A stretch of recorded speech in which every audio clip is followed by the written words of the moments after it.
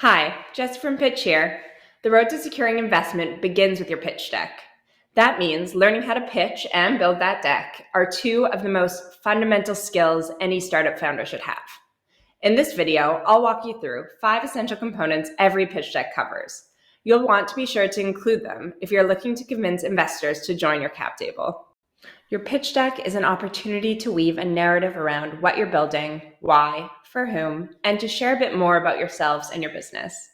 The best decks favor brevity over length and find a way to deliver the message succinctly.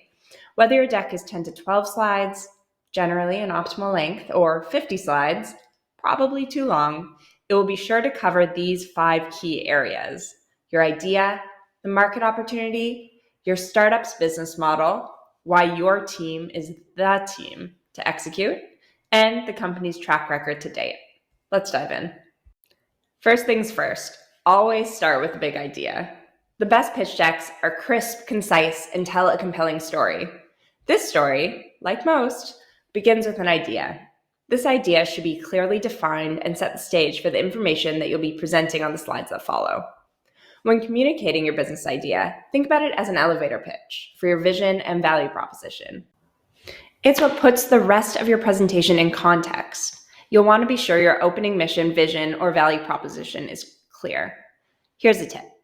Try explaining your idea to your friends, family, anyone who will listen before writing it down on your own pitch deck. This will help you evolve and refine the idea statement so it best resonates with different audiences. Once you set the stage with your idea, investors will be looking to make sense of the market size and your product's unique position within it. This paints a picture of the exciting opportunity you're putting in front of them. Instead of overwhelming your audience with an immediate deep dive into your business plan, focus on clear, relatable storytelling. Introduce the pain points your customers face, outline how your product solves their problems, and explain why and how many users are willing to pay for it. In a few slides, you should be able to clearly illustrate who your customers are, what their problems are, how your product solves their problem, and why this target market has value potential. You'll also want to include a slide that gets specific about the potential value of the market you're approaching. Based on your research and projections, you should be able to define the market share that's obtainable, followed by what's available, or what you predict you can achieve based on your projections, and the total addressable market, or what the total market size is of the category. Be sure you have numbers to back all that up. It should now be super clear in your audience's mind what your idea is, who it's for, and why it might be useful and even successful. Next, they'll want to know how it plans to pay the bills and eventually grow into a profitable business. This is your business model and is indicative of your overall business strategy. It'll show the investors that your company is a safe bet for them to make. Your business model will define things like cost per use, whether it's a recurring subscription, and how you package your product for scale. This is an overview of how your startup is or is planning to grow revenue. Your business model is sure to be a point of questioning for investors, so come prepared. Bring the data and an overview of the competitive landscape. It may also be a good time to revisit the business model canvas. Pitch has one in our template gallery, so I'll add a link below in the notes so you can check it out and see how you're doing.